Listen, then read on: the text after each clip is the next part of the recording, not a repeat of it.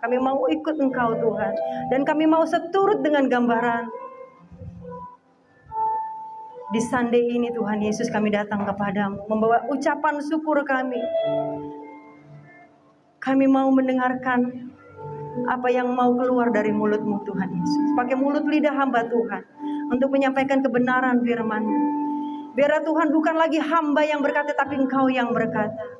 Mari Bapa, Allah yang baik, di dalam nama Yesus Kristus, kami siap mendengar, kami siap turut patuh dengan apa yang Kau perintahkan buat hidup kami. Di dalam nama-Mu Yesus kami mengucap syukur. Yang siap menerima berkat Tuhan Sunday hari ini, katakan amin. Amin. Terima kasih sahabat-sahabatku tercinta ya, singer-singer, worship yang luar biasa. Shalom. Sehat? Sehat? Haleluya ya, sehat. Baik, yang belum kenal kakak kenalan dulu ya. Baik, brother and sister, adik-adik tercinta, kenalan dulu. Nama kakak Lucy Daiva. Boleh panggil Lucy aja. Boleh panggil Lidi juga. Jangan tanya panggil Lidi kenapa, nanti aja nanyanya ya. Ya, di sore hari ini saya mau membagikan khotbah yang buat saya ini saya alami dan saya jalani, Bapak Ibu Saudara. Jadi kadang-kala tuh kita nggak pernah sadar bahwa kita tuh sebenarnya bukan Tuhan yang ninggalin kita, tapi kadang-kadang kita yang ninggalin Tuhan. Benar Bapak Ibu? Jadi ada masa di mana kita tuh hidup sepertinya tuh kayaknya kita sendirian. Benar? Nggak sendiri doang, tapi kayaknya cuma sendirian gitu. Sangat sendiri, loneliness. Kita tuh udah berdoa Kak, berdoa. Tapi kita merasa pada saat kita berdoa, tingkap-tingkap langit, tingkap-tingkap bumi ketutup semua. Dan pada saat kita menangis, kita tuh rasa nangis sendirian. Orang-orang yang peduli sama kita, orang-orang yang kenal sama kita, bahkan orang-orang yang biasa bantu kita, support kita, seakan-akan pergi jauh. Satu persatu ninggalin kita. Ada Bapak Ibu? Ada masa di mana kita mengalami hal tersebut. Kalau ada, tunjukkan tangannya. Saya mau kasih tahu Bapak Ibu. Pada saat keadaan seperti ini, tidak jarang setiap anak-anaknya berkata, Tuhan, where are you? Tuhan di mana? Engkau di mana? Kayaknya lu nggak ada deh. Kabar buruknya Bapak Ibu, nggak cuma kalian semua. Hamba Tuhan yang duduk di depan sini, yang berdiri di depan sini, lebih banyak mengalami hal tersebut. Dengarkan baik-baik. Ternyata Tuhan itu memang nggak pernah tinggalkan kamu dan saya. Sekalipun kita tuh nggak merasakan kehadiran Tuhan. Kehadiran Tuhan tuh kadang-kadang kita nggak rasa. Benar? Hari ini saya mau berbagi Bapak Ibu Saudara. Di sini ada sahabat saya. Kita dalam satu pelayanan ada Mas Bane, ada Vero. Kita tuh sekitar lebih udah 4 tahun lebih, hampir 5 tahun ya, 4 tahun lebih. Oh, jangan mewek, belum masuk ini. Jadi saya tuh hampir 4 tahun ya, 4 mau 5 tahun karena seumuran dengan pelayanan saya di media sosial. Kami punya komunitas namanya DHM, Daiva Healing Ministry. Kita satu sama lain saling menguatkan Bapak Ibu. Jadi nggak ada yang mentang-mentang, kali ini lebih senior atau Kak Vero lebih Kristen atau gimana, nggak ada yang lebih. Kita tuh sama semua. Nah di sini kami mau berbagi, jadi kita tuh saling menguatkan. Ada yang bayi rohani, dalam artian yang baru kenal Tuhan ada. Nah, seperti Mas Bani ini, meskipun dia lebih senior dari saya umurnya ya, tapi kalau dalam rohani dia masih muda. 3 tahun ya Mas Bani ya? Iya mau 4 tahun ya. Mau 4 tahun baru kenal Tuhan Bapak Ibu Saudara. Jadi itu adalah bayi rohani, benar? Nah biasanya bayi rohani yang kadang-kadang teriak, where are you God? God, where are you? Dicari-cari di pelosok-pelosok, ya kan? Tapi kadang-kadang orang Kristen juga rasakan itu. Benar? Amin? Saya mau teriaknya dong, amin? Yeah.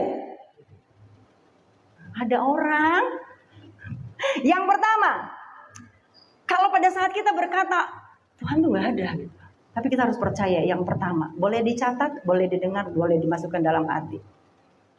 God understand your tears. Tuhan tuh mengerti air mata Bapak, Ibu, adik-adik, kakak-kakak semua. Percaya? Dia tahu air mata kita, Bapak, Ibu. Jadi kita meskipun berbohong sekalipun di hadapan Tuhan, lalu kita bernyanyi, lalu kita menangis-nangis, berdayu-dayu, tapi pada saat hati kita berdosa, Tuhan tahu. Benar? Meskipun kadang-kadang kita mau menangis dan kita tahan untuk tidak menangis karena I am lucky man, gue laki, gue gak mau nangis, gitu kan. Akhirnya pecah. Tapi Tuhan Yesus tampung air mata. Mazmur 56 ayat 9. Saya bacakan aja ya. Halo teman-teman, ada yang mau langsung baca buka lebih cepat, buka cepet-cepetan ya, nanti bantu saya baca. Mazmur 56 ayat 9. Yang sudah katakan amin. Mazmur 56 ayat 9. Sudah? Kalau tidak ada biar daripada lama saya baca ya. Engkau menghitung sengsaraku Tuhan. Air mataku kau taruh ke dalam kirbatmu. Bukankah semuanya telah kau daftarkan? Di Mazmur ini Bapak Ibu Saudara, Tuhan tuh mencatat setiap tetes air mata kita. Tidak ada tangisan yang sia-sia di hadapan Tuhan. Dia tuh tahu luka hati kita. Dia tahu luka hati siapapun. Jadi pada saat kita berdoa, jangankan kita dalam doa, dalam kesengsaraan kita. Di sini siapa? Adik-adik yang di dapur siapa? Semua di depan. Yang di belakang, kamu kan di sebelah ya? Kerja di sebelah ya? Ada yang di dapur? Di dapur, bagian apa? Masak? Asisten chef? Atau acep? Siap-siapin makanan ya. Dalam keadaan kamu pedih, pernah gak kamu waktu kamu lagi siapin makanan gak rasa hati kita tuh hancur gitu, dan kita meneteskan air mata. Bahkan pada saat seseorang yang sedang masak apapun, pada saat kita benar-benar sedih, kita menangis, ada dia nyaut ya. Jadi tahukah Bapak Ibu Saudara, pada saat kita bersedih, pada saat kita menangis, Tuhan tampung air mata kita. Jadi kalau saya ada yang konseling, mau laki mau perempuan, dia nangis, biarin dulu nangis. Karena kalau saya bilang, udah gak usah nangis, udah diem. Ayo Pak, gede-gede, aduh.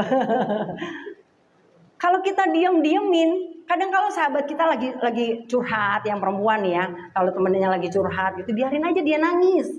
Kalau kamu diemin, tahu gak, dia tuh punya PR. Bener gak? Kita tuh kalau lagi sedih ya kan, lagi curhat sama sahabat, terus kita baru nangis, terus sahabat kita bilang, udah diem, udah. Dianya diem, tahu gak, masih punya PR, sampai rumah nangis terus dia. Makanya kayak nih buat adik-adik semua masih pada muda, karena saya mengalami seumuran kalian. Dan memang dari zaman seumuran kalian, saya tuh paling seneng jadi kuping Bapak Ibu. Maksudnya jadi kuping apa? Jadi kalau ada yang curhat, saya dengerin aja. Kadang-kadang saya suka amnesia. Abis dia curhat, aku lupa dia ngomong apa.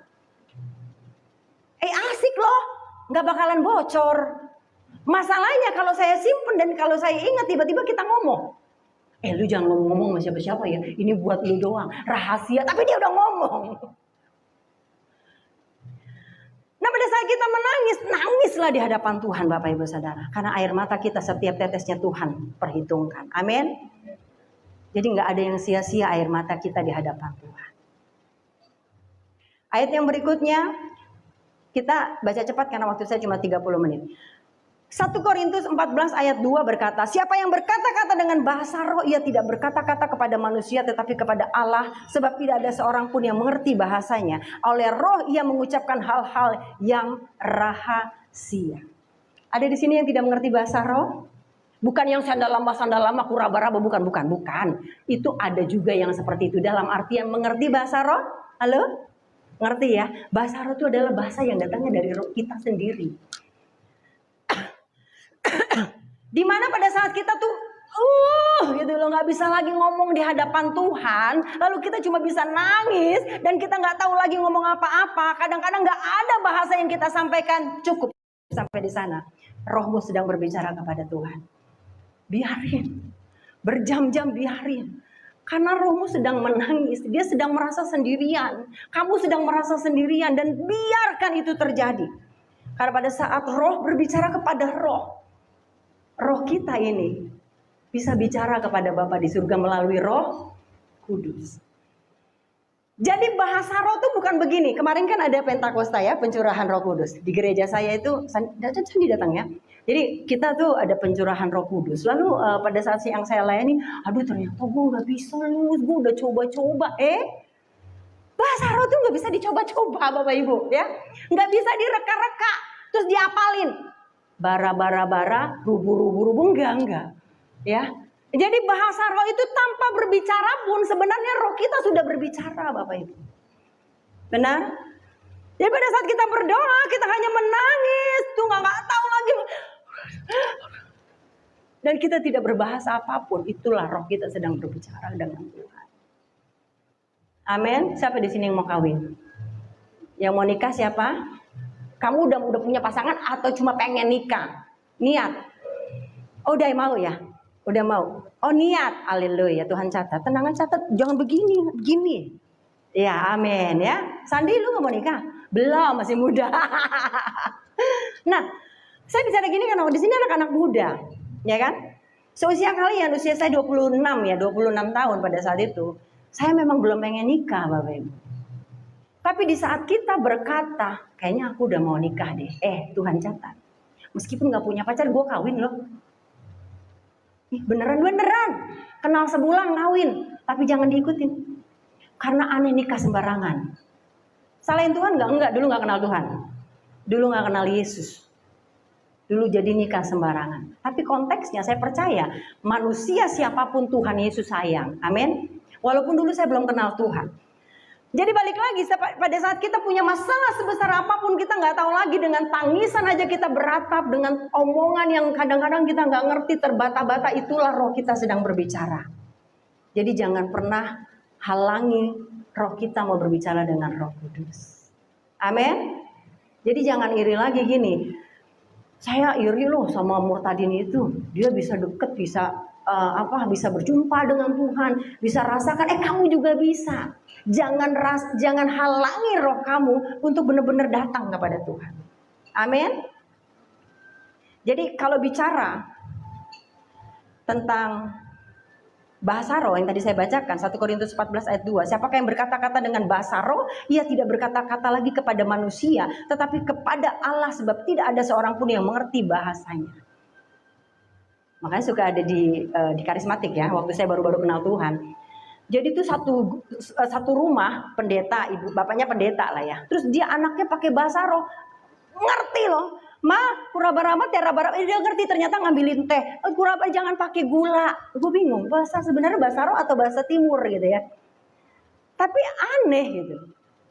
Nah sebenarnya bahasa roh itu milik kita sendiri pribadi ya, yang tidak bisa juga kita umbar-umbarkan di depan umum. Saya secara alkitabiah bahasa roh itu tidak diumbar-umbarkan di depan umum, hanya pribadi kita kepada Tuhan. Yang kedua, ketika semua orang meninggalkanmu, Tuhan tetap tinggal.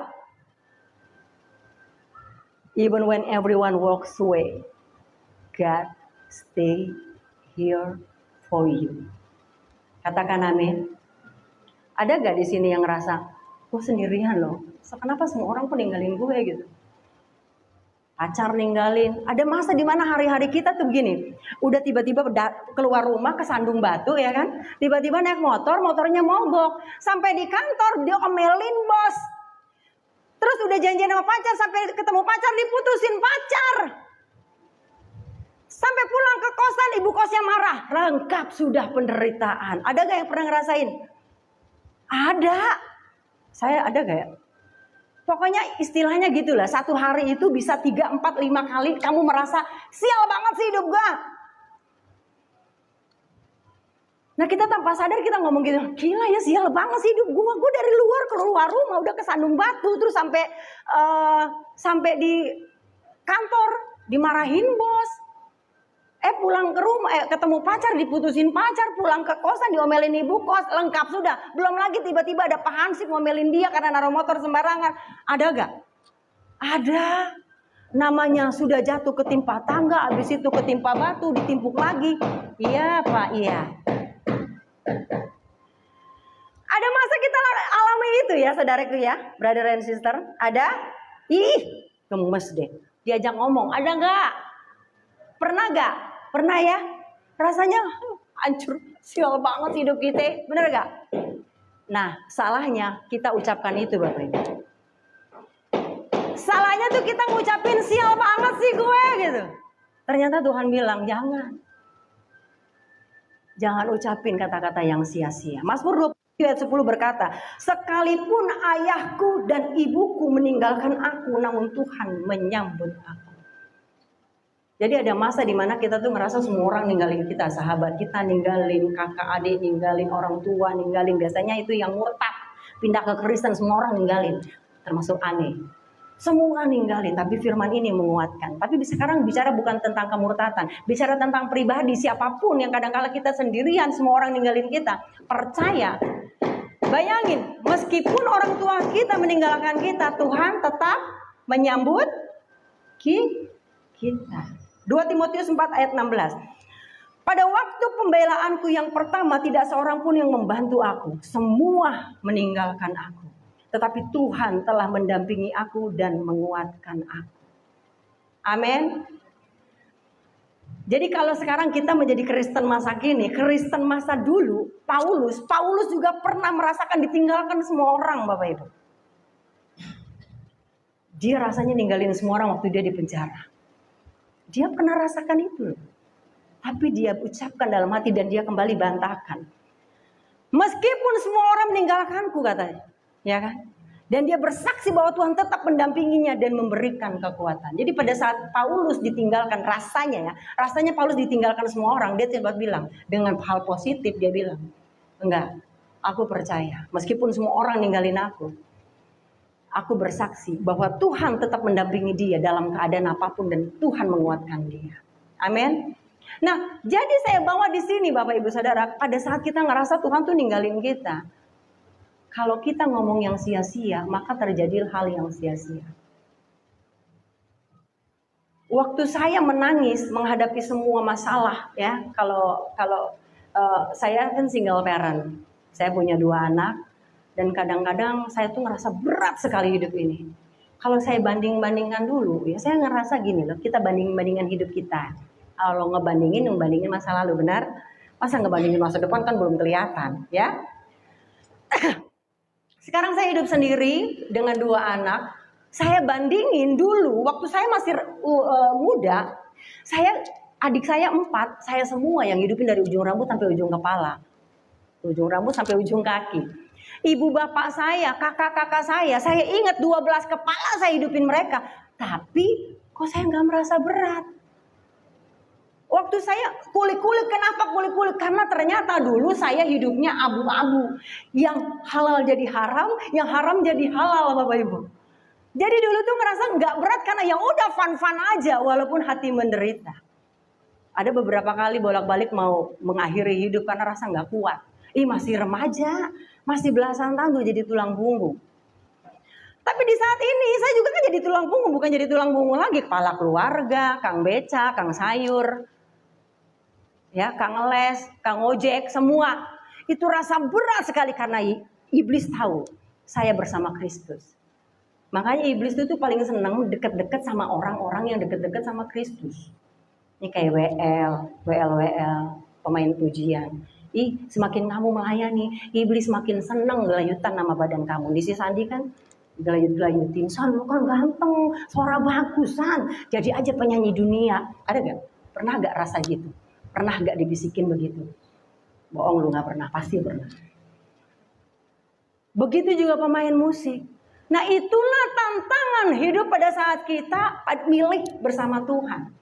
Loh, Yesus aja diuji sama iblis. Yesus, setan tahu loh Yesus itu siapa? Gila kan?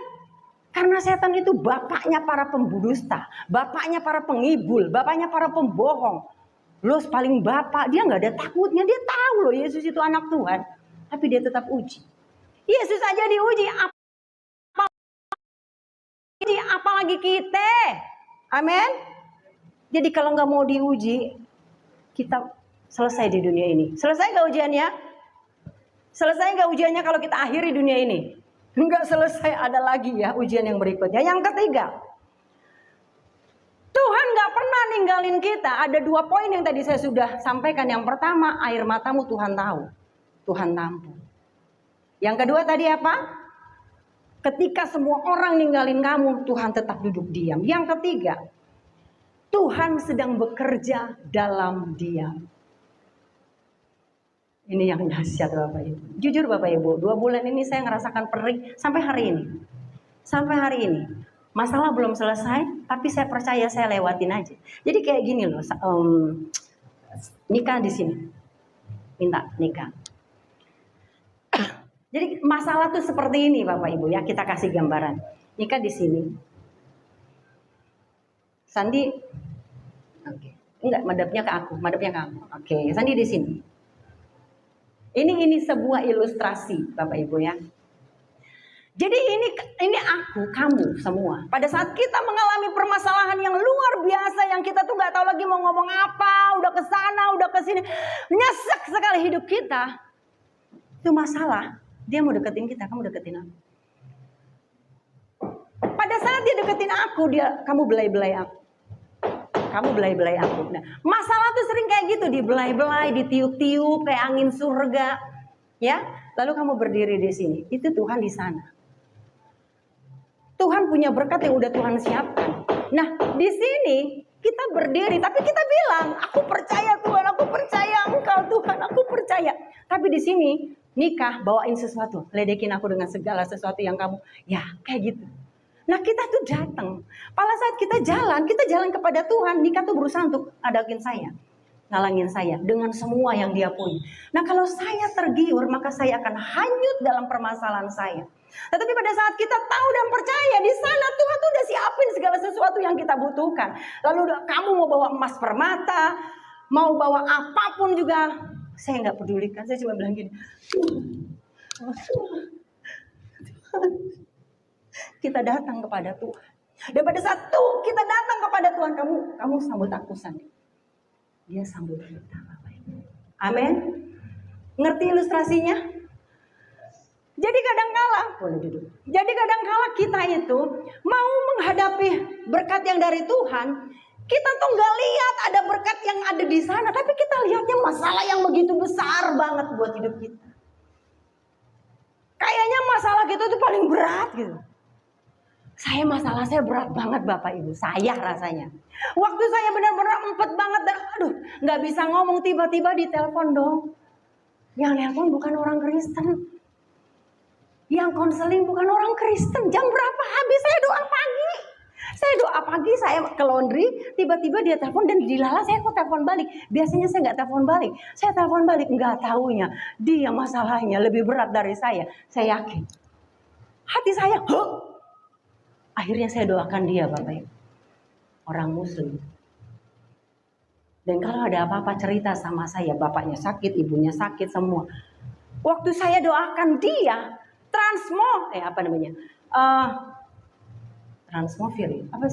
transformasi yang saya berikan kepada dia, itu ternyata balik kepada saya Bapak Ibu. Waktu akhirnya saya doakan dia, padahal dalam hati gini, gue lagi pedih loh, kok doain dia, nyesek gak? Ada di sini, lagi nyesek tiba-tiba datang hamba Tuhan ya Pak Pendeta. Kita lagi nyesek Pak Pendeta ya, tetap aja ada masalah. Pak Pendeta, nggak bisa ngomong. Sementara si pendeta juga sebenarnya lagi masalah. Tapi tahukah saudara, pada saat kita punya masalah nih hamba Tuhan, menghadapi orang yang punya lebih masalah, ataupun mungkin dia lebih dari di bawah kita, tapi akhirnya kita lupakan masalah kita. Dan atmosfer positif yang kita berikan kepada dia itu balik sama kita. Amin. Maksudnya di sini apa? Nggak nunggu kamu jadi hamba Tuhan untuk doakan orang. Ya. Jadi pada saat kamu di sini kamu punya masalah yang besar sekalipun, tiba-tiba ada yang datang, tolongin gue dong 100.000 dulu, jangan kalau gitu ya. Jangan, saya kasih tahu, jangan suka pinjemin uang sama orang. Mendingan ngasih, misalnya Sayang, namanya siapa cantik? Kamu mau ngomong yang gak kedengeran. Livi, Vivi, sebelahnya Yosef. Vivi datang sama Yosef. Yosef tolongin gue pinjam uang 100 juta. Sedekat apapun kamu, even itu pacar kamu, no, bilang, jangan, percayalah. Karena uang memisahkan silaturahmi, Bapak Ibu saudara. Benar? Uang memisahkan hubungan, mau hubungan keluarga, mau hubungan persaudaraan, mau hubungan pertemanan, apalagi kagak kenal. Itu cara itu doang. Tiba-tiba, Bu, pinjam dong 100, pinjam dong goceng. Udah deh, jangan dikasih. Mendingan kamu ngasih. Kalau dia minjem 100 ribu, kamu punya 20 ribu, kasih ikhlas, jangan minta balik. Percayalah, karena saya merasakan terlalu baik sama orang, akhirnya kita baik-baikin. Baik-baikin itu sama dengan dibego-begoin gitu. Amin. Jadi Tuhan sedang bekerja dalam diam. Maksudnya kita buka Yesaya 55 ayat 8 sampai 9 berbunyi, sebab rancanganku bukanlah rancanganmu dan jalanmu bukanlah jalanku. Setinggi langit dari bumi, demikianlah tinggi jalanku dari jalanmu. Jadi ketika Tuhan tampak dia, ini yang sering banget saya jumpai. Jangan salah, saya hamba Tuhan kadang-kadang gini, Tuhan, kurangkah apa yang gue kerjakan kepadamu? Ini manusia, Bapak Ibu. Ini manusia, saya itu dipukul masih sakit, kesayat masih perih gitu. Ada masa di mana, God, where are you, Tuhan? Apa aku begini aja ya Tuhan? Tapi ternyata pada saat Tuhan diam, Tuhan tuh lagi mikir. Sama halnya pada saat kita minta sesuatu sama Bapak kita. Pak, aku mau kuliah di tempat yang paling mahal. Bapak kita gak langsung jawab, cuma diem. Pak, aku mau es krim, Pak. Diem. Diem tuh bukan berarti dia gak ngapa-ngapain. Dia lagi mikir. Kalau dia makan es krim, padahal dia baru habis operasi yang gak boleh dia makan es. Dia mikir. Atau dia mau kuliah yang paling mahal, bapaknya juga lagi diem, lagi mikir. Nah Tuhan kita juga gitu. Kadang-kadang kita tuh suka banyak minta dan Bapak kita diam aja. Waktu Bapak kita diam bukan berarti dia tidak bertindak. Tetapi dia sedang mempersiapkan sesuatu yang lebih besar dari apa yang kita bayangkan. Amin. Percaya? Percaya? Pada saat Tuhan kita diam, kita nggak usah ambil bagian Tuhan. Nah ini yang sering terjadi sama anak-anak Tuhan. Punya masalahnya besar, gede banget pokoknya lah, apa aja dah pokoknya masalah itu definisinya berbeda-beda. Waktu punya masalah yang besar dia lapor sama Tuhan dan dia bilang sama Tuhan, God tolong aku. Pokoknya semua disampaikan. Lalu akhirnya pada saat dia kasih sama Tuhan dan dia ngoceh terus, Bapak nggak dikasih kesempatan ngomong. Ada? Nggak ada di sini. Orang Kristen yang lain ya. Doanya cuma ngoceh aja. Aku minta ini Tuhan, aku nggak bisa ini, bagaimana? Aku begini, aku begini, aku begini, aku begini, aku begitu terus. Tuhan nggak bisa ngomong. Terus waktu saya bilang, terus ibu dengerin Tuhan ngomong, udah mana saya nggak tahu Tuhan ngomongnya bagaimana sama saya. Pada saat ada seseorang yang bisa mendengar audible suara Tuhan, nggak semua orang bisa seperti itu. Tuhan punya karuniakan orang tersebut. Pada saat orang tersebut bisa bertemu Roh Kudus, itu juga ada karunia yang Tuhan kasihkan kepada dia. Tapi kabar baiknya, setiap anak-anak Tuhan yang percaya Yesus adalah Tuhan, kamu dapat dengerin firman suara Tuhan lewat siapa? Lewat apa? Lewat firman Tuhan. Lewat Alkitab 1 hari 1 ayat aja nggak dibaca, lebih mau dengerin suara Tuhan, Tore. Kita kalau suka baca firman Tuhan, lah kita tahu suara Tuhan bagaimana. Sekarang kan enak, nggak usah bawa-bawa Alkitab, bawanya HP, benar? Di HP ada Alkitab. Malah ada renung-renungan setiap hari kan? Kayak Veronica nggak pernah berhenti dia. Kalau saya masih suka Alfa ini goyang-goyang aja kayak adu doyong ya kita ya. Kayak Vero tuh nggak pernah berhenti dia pagi. Loh, saya masih suka Alfa Bapak Ibu. Masih suka apa kadang suka lupa. Nah itu kita baca. Kalau dulu saya belum ada handphone begini waktu kejar Tuhan. Saya cuma begini, di depan saya Alkitab, di sebelah kiri saya kitab saya lama. Saya doa aja pokoknya saya maunya apa. Tuhan bukain, blebek, itulah yang harus kita baca dan itulah Tuhan mau ngomong sama kita. Saya tantang Bapak Ibu Saudara, adik-adik semua, saat kamu punya masalah, baca di depanmu Alkitab. Alkitab. Waktu di depanmu Alkitab, kamu doa dan bilang, Tuhan, apa yang Bapak sampaikan kepadaku, Tuhan buka aja. Itu kitab yang Tuhan mau kasih sama kamu. Percayalah. Karena itu yang saya lakukan. Bani sering saya gituin. Ya. Habakuk 2 ayat 3. Sebab penglihatan itu masih menanti saatnya, tetapi akan menyatakan kebenarannya pada waktunya dan tidak berdusta. Apabila berlambat-lambat, nantikanlah itu, sebab itu sungguh-sungguh akan datang dan tidak akan bertangguh. Jadi Tuhan itu punya waktunya sendiri Bapak Ibu. Dan waktunya Tuhan selalu sempurna. Amin. Sedikit lagi yang mau saya sampaikan sebelum satu poin lagi. Saya bilang tadi waktunya Tuhan itu iya dan amin. Jadi waktu saya punya keinginan sesuatu yang menggebu-gebu, tapi tidak terjawab, akhirnya kecewa. Benar? Benar gak? Di Tuhan nih gue punya utang banyak banget. Tuhan kenapa sih lu gak bayar-bayar? Kata Tuhan, enak aja lu yang utang gue suruh bayar. Kira-kira gitu. Tapi Tuhan kita gak gitu. Kabar baiknya Tuhannya gak gitu ya. Tuhan cuma diem aja. Misalnya. Ya kan? Atau apa lagi? God, aku begini, aku begitu, aku kecemplung ke sungai Tuhan Yesus. Ya karena lu mainnya di tepi sungai, makanya jatuh di sungai. Tapi tahukah Bapak Ibu Saudara? Pada saat kita berkata-kata dan menanti-nantikan segala sesuatu, contohnya siapa namanya tadi yang mau nikah? Kamu? Udah punya calon? Amin. Ya, kamu udah punya calon, mau nikah, kata kamu kan, waktunya kamu. Wah pokoknya udah indah banget. Mohon maaf bukan kamu ya, udah kayaknya udah mau nikah gitu ya. Tiba-tiba seminggu lagi mau nikah kagak jadi Bapak Ibu. Dan ternyata bukan kamu ya. Ini kan bisa terjadi.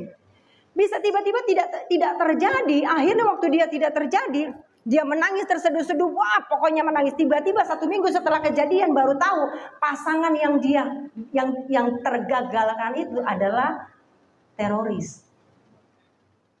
Adalah penipu. Tuhan baik gak? Jadi tanpa kita sadari segala sesuatu yang kelihatan sebenarnya kayaknya kok jahat banget sih Tuhan. Tapi pada saat kita tahu di belakangnya itulah Tuhan, seperti tadi. Ya, ilustrasi tadi, kalau kita mau jalan aja gak usah liatin rintangan, kita tahu Tuhan punya rencana. Yang keempat,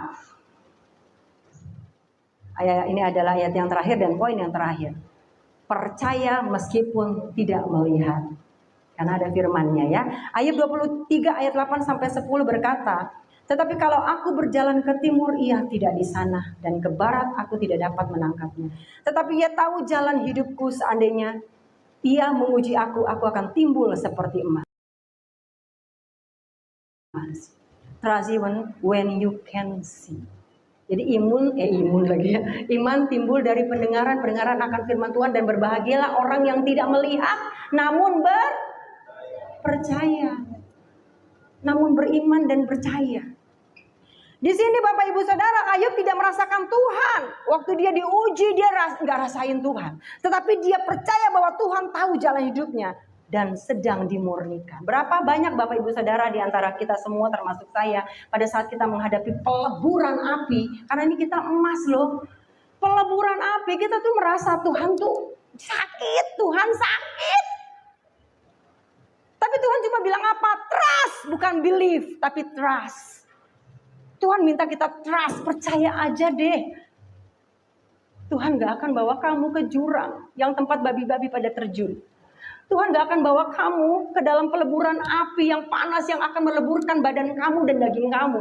Tapi Tuhan sedang melebur diri kamu. Tuhan sedang melebur hidup kamu. Tuhan sedang melebur praktek jelek dalam hidup kamu. Tuhan sedang melebur sikap kamu.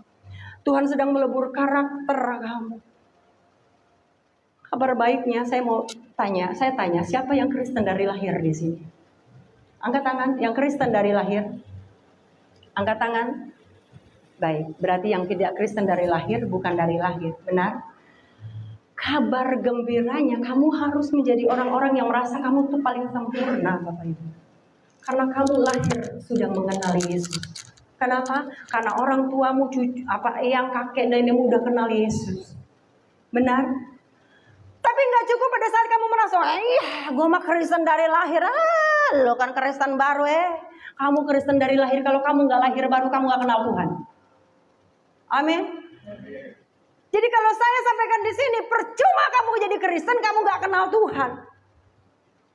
Maka dari itu kejar siapa sih Yesus Kristus. Bukan cuma sekedar Yesus itu Tuhannya mama gue. Bukan sekedar Yesus itu Tuhannya bapak, kakek, nenek saya. Bukan. Tapi Yesus Tuhan saya. Maka pada saat kamu mengenal Tuhan yang benar, kamu gak akan balik gara-gara cuma cinta. Kamu gak akan putar balik gara-gara cuma harta. Kamu gak akan putar balik gara-gara cuma tahta. Gak akan Bapak Ibu. Benar? Dan di saat kamu trust itu lebih daripada belief. Trust itu benar-benar percaya. Aku percaya Tuhan, aku percaya. Mas Bane lihat kehidupan saya. Dia bilang begini, iya ya Lus, apalagi hidup lu ya Lus ya, parah banget begini. Anak 2, rumah masih ngontrak, ini itu. Kok bisa? Lu bilang bisa, kok bisa? Kok bisa? Dia bilang kok bisa, saya juga bilang kok bisa. Terakhir. Jadi pada saat kita menggantungkan hidup kita dan kita percaya aja sama Tuhan Bapak Ibu Saudara, maka apa yang gak kita pikirkan Tuhan bisa lakukan. Amin. Jadi itulah janji Tuhan. Pemusik, worship, singer, silakan naik ke atas. Ayat terakhir di sore hari ini, Ibrani 13 ayat 5b.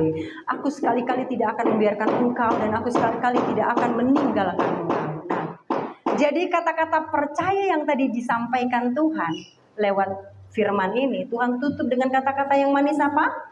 Aku sekali-kali tidak akan membiarkan engkau dan aku sekali-kali tidak akan meninggalkan engkau. Amin. Katakan di sebelahnya, kamu gak sendirian loh. Ayo, kamu gak sendirian. Yes, ada Tuhan. Jika hari ini kamu merasa sendiri, ingatlah Tuhan lebih dekat daripada yang kamu pikirkan. Dia mendengar meski belum menjawab. Dia bekerja meski belum terlihat. Dan dia mengasihimu meski orang lain meninggalkanmu. Kita tundukkan kepala. Tuhan yang besar. Tuhan Yesus Kristus namanya. Thank you Tuhan Yesus. 4 poin yang luar biasa yang kau sampaikan lewat mulut lidah hamba Tuhan. Dan kami percaya air mata kami kau tampung Tuhan.